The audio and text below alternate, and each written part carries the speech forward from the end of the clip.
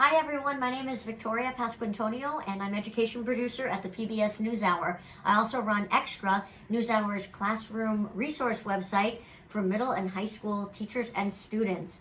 Well, it gives me great pleasure to present at this NETA workshop on our brand new website, Journalism in Action, Civic Engagement and Primary Sources Through Key Moments in History.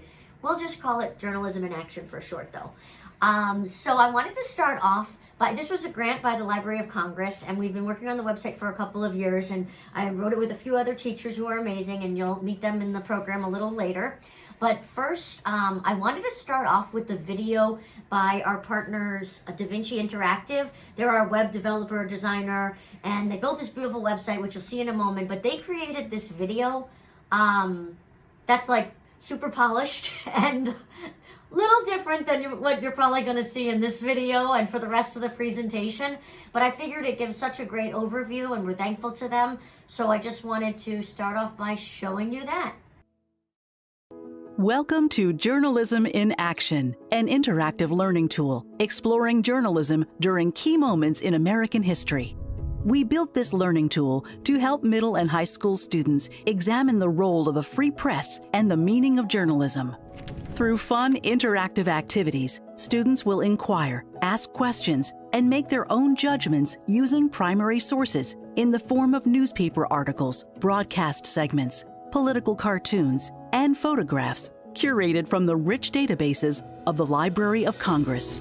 Journalism in Action is created by PBS NewsHour and developed by DaVinci Interactive. The educational resource, written by 4 teachers, is part of the Teaching with Primary Sources Partner Program and is supported by a grant from the Library of Congress. Journalism in Action allows students to learn about 10 key moments in U.S. history through a journalist's lens. In this interactive website, students analyze journalism-based primary sources, exploring culture-shifting events affecting civic life. Let's look at the topics we cover: American Revolution, Early Republic, Civil War, mental health, women's suffrage, muckrakers, exploitation, American immigration, World War II, Vietnam, Watergate, and gender equality. Students start by reading the historical context provided by introductions of each case study. These introductions offer background on the journalists themselves and insights into the news formats that existed at the time. Or they can simply head right to the interactive investigations. At the end of each case study is an outcomes section, which highlights public policy changes that came about as a result of civic engagement by everyday citizens. The section also discusses how many issues like civil rights, gender equality, and immigration policy are still being fought and covered by the press today. This website is meant to give students an understanding of how journalism evolved over time, including racial equality and diversity in journalism. We included journalists of different backgrounds, races, genders, and ethnicities, and yet we recognize that much room remains for the project to grow and feature new voices. We also include educator guides to help teachers quickly navigate the case studies and to find relevant standards, including ISTE standards.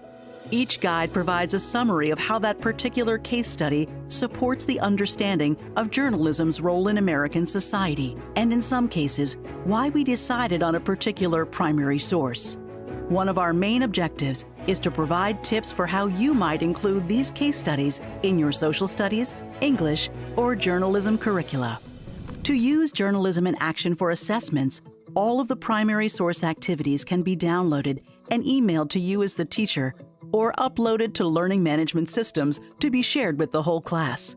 Assessments might include the magnifier, annotation, and social media interactives, which require students to reflect on and analyze a variety of news sources. The final Create Your Own Story interactive allows students to write a short editorial on a topic of their choice. The standards guiding the project include Common Core, C3, and ISTE.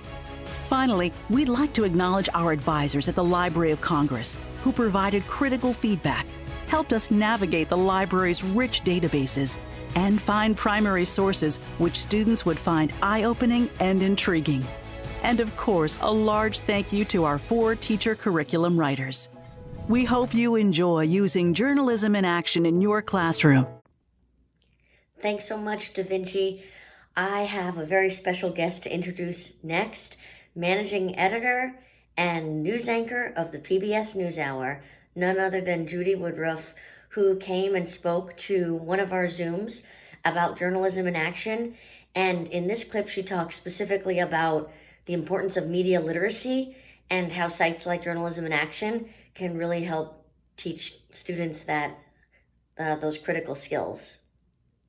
I'll just be very straightforward on media literacy. To me, there's nothing more important in that basket, if you will, than making sure our children grow up able to distinguish between information they can trust and information that they can't trust. And whatever you can do, we can do as you can do as educators, what we can do as journalists to help them see the difference, to become discerning consumers of information, to know that if you go to this source, you can generally rely on it, still be questioning, still be skeptical, nothing wrong with that, always ask the question.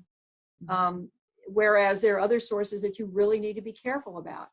And it's to me, it's just a part of the process of learning, of growing up, of figuring out, what in the world, who should you generally trust and who not? And it's something, we all learn as people. But in terms of the information that's so essential to make decisions as citizens, as parents, as employees, people co-workers, colleagues, we need that kind of information. It's absolutely essential. And now is my favorite part. I get to introduce my 3 fellow curriculum writers who are as bright, caring, and creative a bunch as it gets. So first up, Greg is a freelance curriculum writer and has written lessons for several PBS productions, including the NewsHour, Frontline, American Experience, and various Ken Burns productions. Liz Ramos is, note, present tense, is a classroom teacher, a U.S. history teacher at Alta Loma High School in Rancho Cucamonga, California. Liz was awarded the California Council for the Social Studies Senior High Outstanding Teacher for exploring ways to integrate technology into her classroom, and has involved her students in all sorts of ed tech kind of things, like creating documentaries, digital storytelling, and inquiry.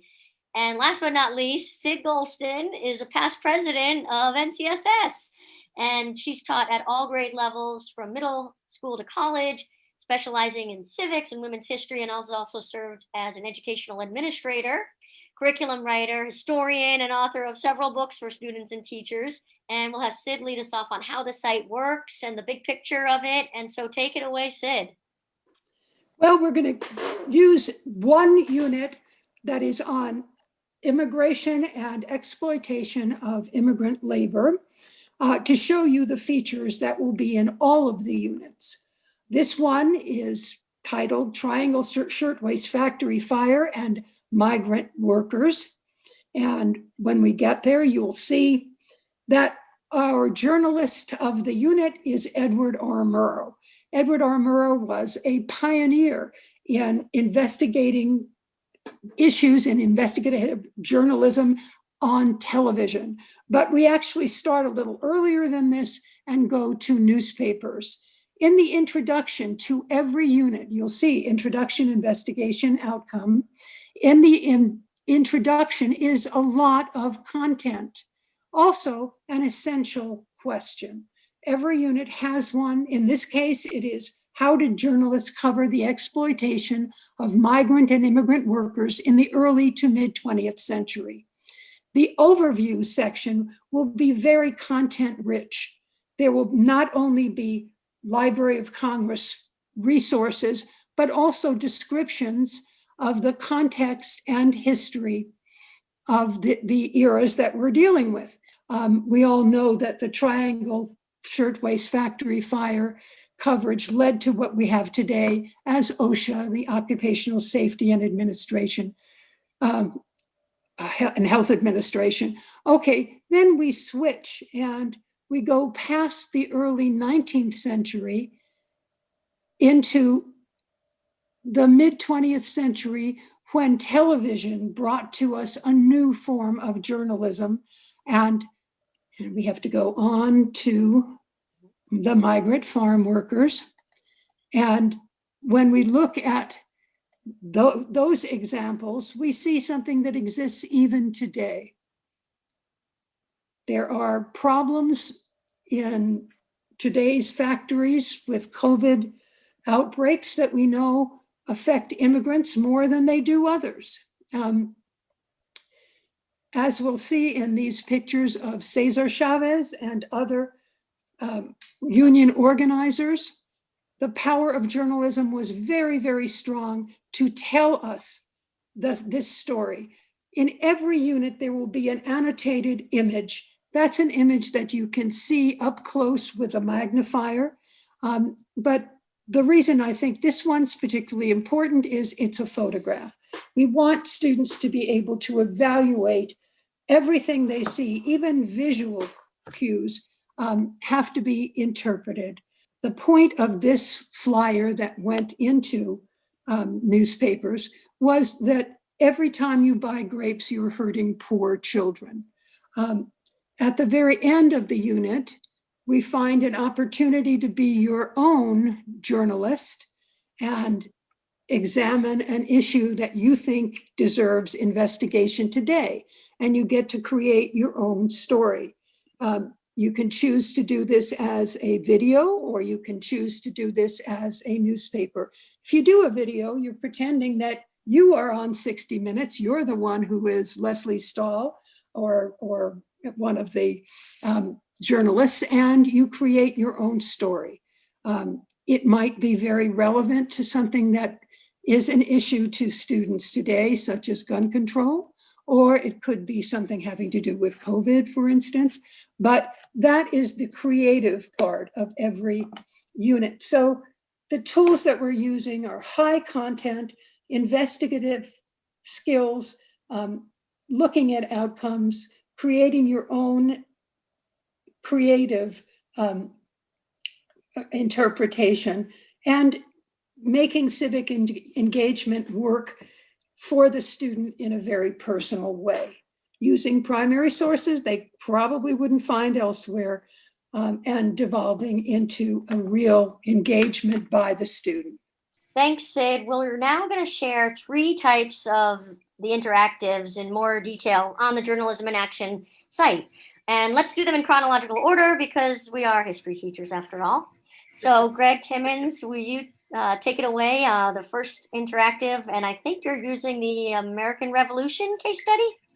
Yeah, that's right. The American Revolution case study covers a period from the 1760s to the very early 1800s. So this would involve pre-revolutionary discussions about freedom issues with taxation without representation, and moving all the way through the Revolution, the early Republic, touching upon the Federalist Papers and some other areas, and then also looking at the election of 1800 and some of the journalism and propaganda that went on during that time. All of the units, as was pointed out earlier, have 3 separate sections to them. There's the introduction, investigation, and the outcomes. I'm going to jump us to the investigation section to get into the annotation activity as quickly as possible here. As you scroll through this, you'll see that there's various elements within here, activities on primary source material that students can look at here. Details can be seen through the magnifying tool that's used here. But also we've got a section down here of that actual text written out in more modern text material, not language. It's the same word verbiage, but it helps students kind of work their ways between the F's and S's that were used in the old style printing and modern day printing today. Section down here for students to do an interactive activity of answering questions. They can write in information in the sections and then save that for later usage. Here we have the annotate the image activity. And usually they start out with a series of questions. In this case, we have 3. And we're going to be looking at this particular cartoon, if you will, editorial print of the Stamp Act. The topic here, anyway, is the Stamp Act. And in this particular case, it's the repeal of the Stamp Act. It's a real brief information on this particular piece. It was actually commissioned by supporters of the repeal in the British government. What students will do is they'll work through this thing here. We have some brief instructions here on how to go through this activity, the questions that are given. And I want to point you to this little annotation tool here. This is actually a toggle switch here that will move students from a magnifying mode to an annotation mode. I'll start with the magnification mode, which again, it gives us this magnifying glass where we can see greater details of the imagery that's been put in here. You can see here that we're on some kind of a docking area. There's warehouses up through this region. There's 3 ships here. And then there's this funeral procession here. Students with some deeper research would understand that these gentlemen in here are people that had supported the Stamp Act, and now they're in a funeral procession for its repeal. You can kind of tell some aspects of that by the skulls here that they're ahead of the procession. All right, I'm going to run you through this here just to show how this kind of works. I'll switch us back to the annotation mode.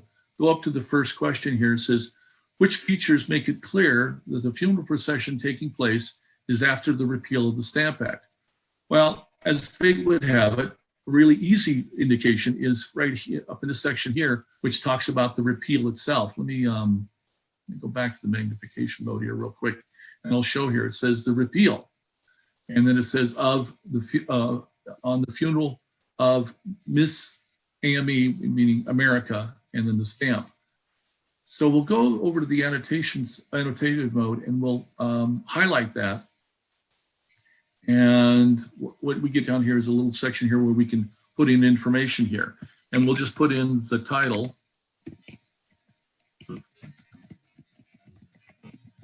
Title says it all, and we'll save that. And then down here, annotation is written down here for all to see. So what this does is it becomes a very interactive tool for students to actually interpret what the image and or if it's a text material, what it's all about. Hopefully by studying this, by this time, students that have studied this piece will know that this is something that was in favor of repeal, and that's the artist's point of view between the various sections. But this also gives them an opportunity then to not only express their opinion that yes, they do think the artist is in favor of repeal, but they can draw from the information they've already used or they've already developed through the other questions to support that in some kind of a small essay statement. And I'm just going to finish this off for down here. We have a button here that says save and download. So the information can be saved into the student's credit account and can be then later shared with the teacher or shared with other students for discussions and other activities from there. Thanks, Greg. All right, so now, Liz, do you want your interactive on the case study, one of the case studies you wrote, which is on World War II? Sure, thank you, Vicki. And so we're going to be taking a look at the female journalist of World War II. And again, as mentioned, we have the introduction, then you get to investigation. And the nice thing is just as our newspapers make sense of the community to get out their stories, the social media aspect is going to have the kids take that information, synthesize it, and come up with a social media post. And that's what we're going to take a look at. So after your students would have gone through and taken a look at a piece from Mary Craig, and they have the questions to scaffold as Greg has shown you. And then the kids are kind of going to bring it all together. So this is kind of like the Jerry Maguire, show me the money, show me the learning moment. And so the kids are going to take that information from the primary sources and their learnings and synthesize it. And so the kids are going to, in this scenario, they are the social media editor of a newsroom. And they've been assigned to write a post about the anniversary of World War II based on one of the photographs in the carousel based on the journalists that they have just taken a look at. And they'll have some background information because they have done that deep dive, read the biographies, and analyzed them. And so the students would then select an image, and then they're going to create a post. So they're going to have that summary post in response to kind of like commemorate, just as we see Library of Congress does today, and news, we have anniversaries of different events in history that we commemorate today too. So they're going to put themselves in a journalist role, going back and analyzing and commemorating that. But then here's the nice thing too, is they're going to have to add comments, and that's going to require their critical thinking. So your students would come over here to select an image, and they have a carousel here where they have this arrow to go forward or backward, and a little bit of information here from about the photo. And so they would get to select one that they would take a look at, and then they're going to write a post commemorating the anniversary of World War II and the contributions of these female journalists.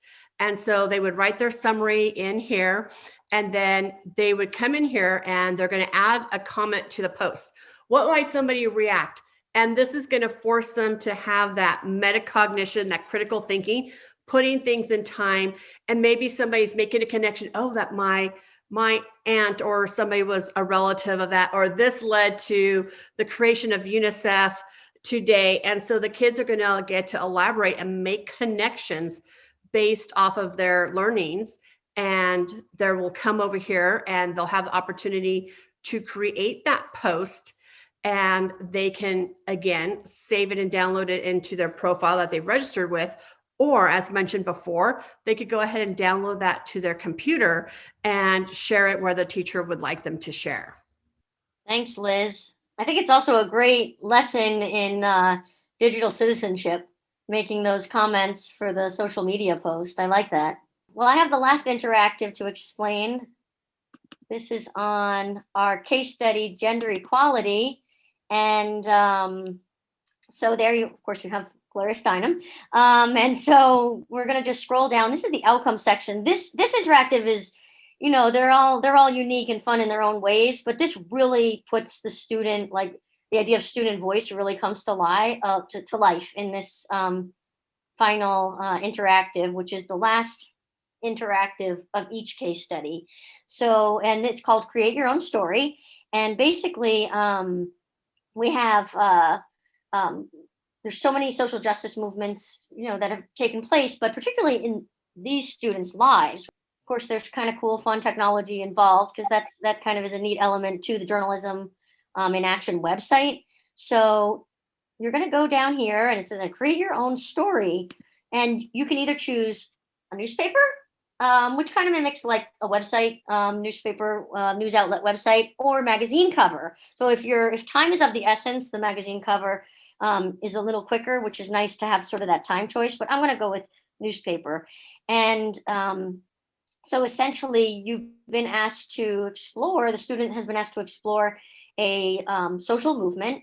And we put Judy Woodruff first because, well, we can't help it. We love Judy Woodruff, but essentially she's covered so many of these. And so if you're really doing it from the eye of the journalist, then that would be kind of a neat person to explore. And she's done a lot on Me Too and other movements. So basically, this is the Women's March in Washington. And the next picture, pro-life activists, so March for Life rally. We have March for Our Lives about gun violence. We have the youth-led climate protests, and we have the Tea Party movement. And so basically, let's say, okay, I'm going to go with the climate.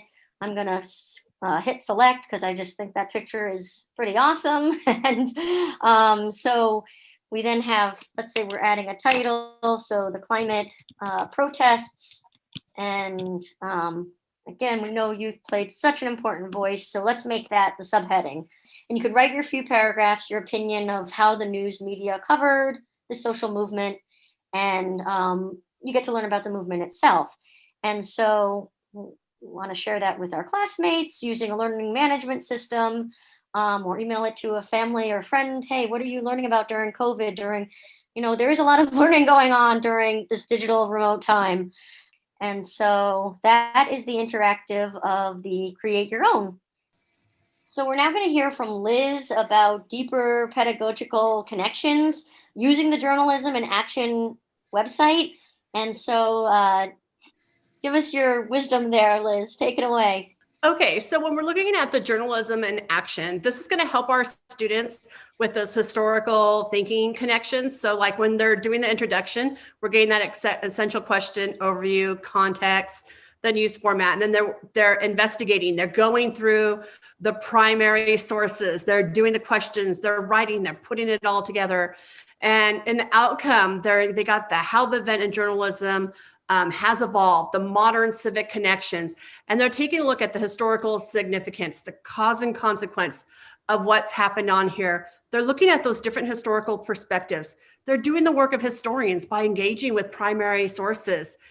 They're seeing how continuity and change, some of the issues that were back in the day are different but similar things that we're grappling with in today's society, and looking at those ethical dilemmas of history that are important for us to consider. So our kids are having those opportunities to take a look at that. And we know in history, social science right now, we want our kids to be doing inquiry, and the inquiry arc is big in our discipline. And so they are developing those questions. They're applying the disciplinary tools when they're going through the investigation. They're evaluating the sources. And then when they're doing the outcomes, they're helping to communicate their conclusions and taking informed action. So they're going through the C3 inquiry arc in the course of completing a journalism in action inquiry. And so I know we're very concerned in the time of distance learning with SEL. We've always been concerned about it, but I know this is a big topic that we're all kind of aware of.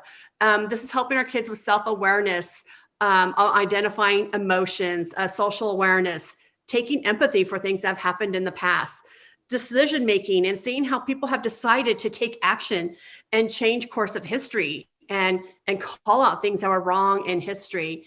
And self-management. In the course of doing an inquiry, they're having to pace themselves out to complete these tasks and communicating their ideas in the chosen tasks that they have taken to. So in the course of completing these, we're also helping our kids to develop those social, emotional, and soft skills that are very important. And something I ask you to think of, you can also use the download that the kids have completed their task, and consider having the students upload it to something like a Padlet or a Google Drive folder, so then all the kids can see the different points of view and takeaways from the products that they've created. I think it's important for us to share the inquiry and conclusions that the students have. And that further helps to develop that empathy and understanding the point of view and connecting them with social justice standards from the teaching tolerance, how different kids will come at things differently. And so we can also bring in that collective wisdom that we have. So these are just some things to consider, and connections that we have with our curriculum, historical thinking skills, our soft skills, and SEL, all those things that are very important. And we really want to try to help and support our kids in distance learning, which journalism and action's made for, with it all being on a digital platform and everything right there nicely wrapped up for our students. Okay, thank you so much, Liz, and to all of our curriculum writers.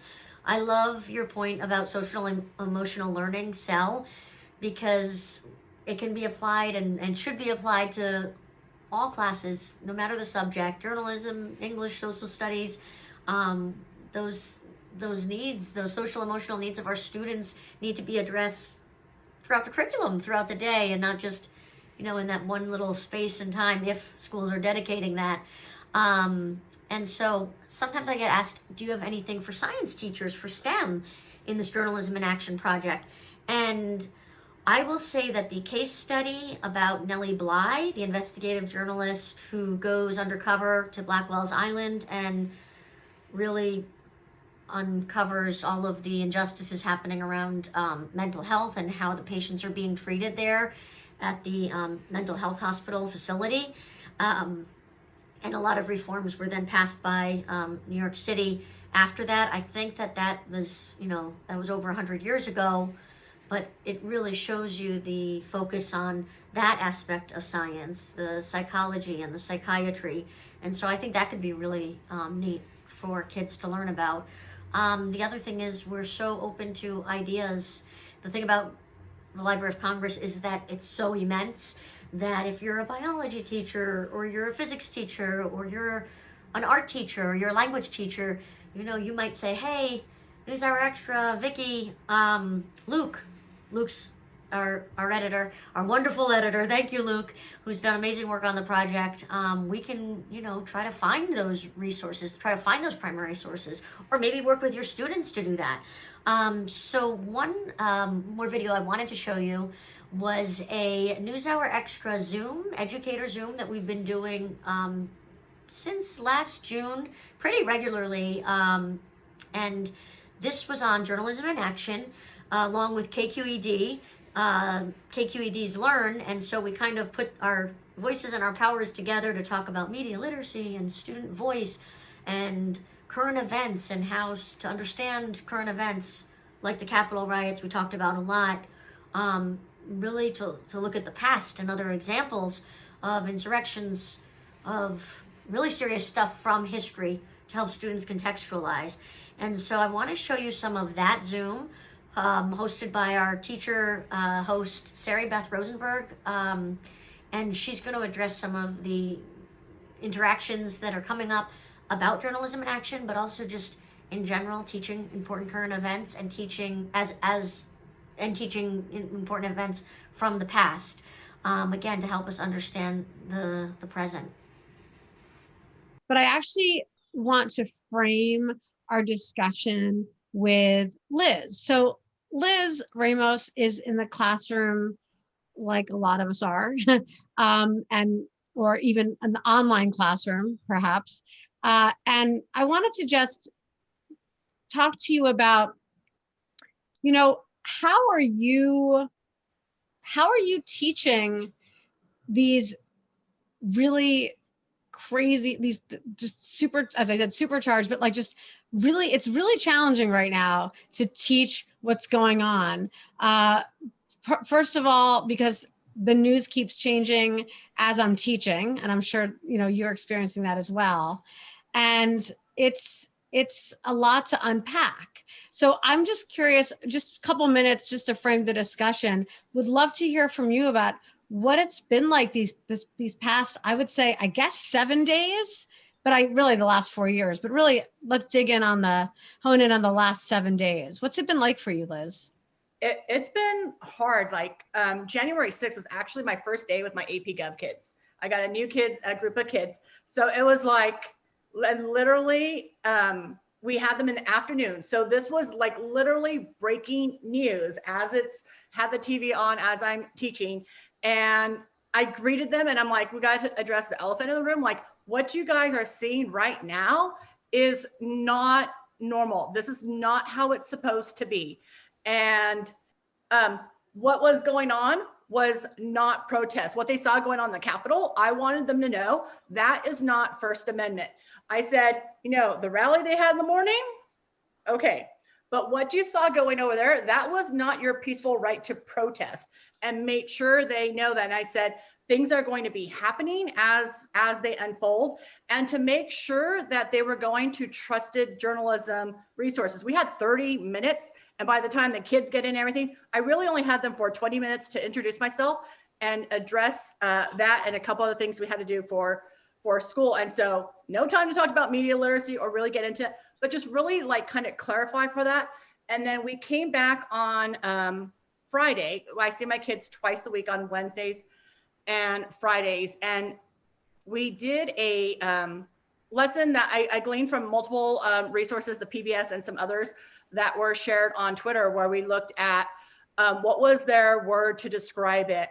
There was a video framing what was happening, a timeline, talking about a peaceful transfer of power. And this was not the norm.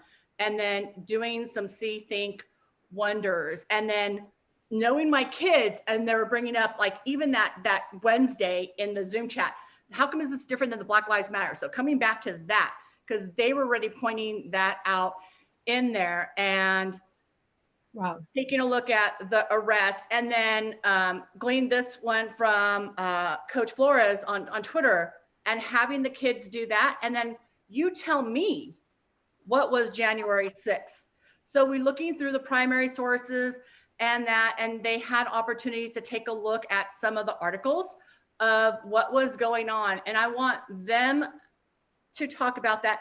And we're continuing to come back to that over every day. Something else is happening. And we even had news alerts in class today.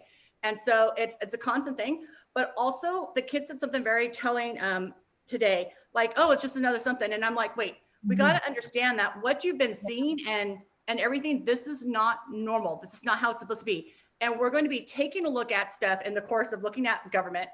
And you might be like, well, wait a minute. A lot of what happened over the past few years, I said, this is not normal. It is really important, and this brings us to Sid. It's really important that we make sure as educators, I agree, to explain that although it's not fair to say this is not America, because we unfortunately have a very robust history of racial violence, what I like to call white lashes. This is not the first white lash in America, and I'm scared that it might not be the last. But I think it is important to tell them that these norms that are being just busted left and right over the past 4 years is not the norm per se, or should not be. Which brings us to Sid. So Sid, I would love for you to talk to us about the site, about journalism in action. Would love for you to share with us how primary sources allow us, and Liz gave us a glimpse, but how primary sources allow us to teach current news and current events like this. So first of all, just walk us through the site, give us an overview, the nuts and bolts. Okay, well, Journalism in Action is 10 big units that consist of material that comes from the Library of Congress, and each unit has an essential question.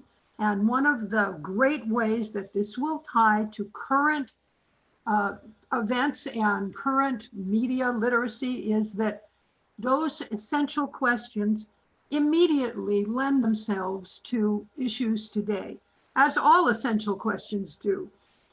Some examples, one of these units that is on Dorothea Dix asks, how does investigative journalism bring awareness to problems and help support reform efforts? Well, that's Dorothea Dix, but we've been calling this, what was the word we were using, proxy